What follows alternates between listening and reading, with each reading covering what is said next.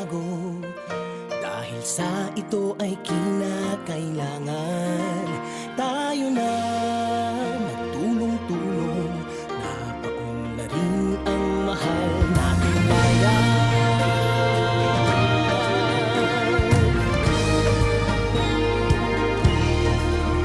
Panahon na magbabago at iayos ang mga dapat ayusin.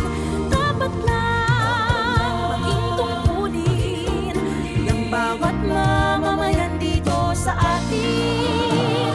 Gawin ng pagbabago patungo sa pag-asenso, magsikap ng mabuti at nang guminhawa tayo. Itago malaki natin sa mundo at ipamalas ang bagong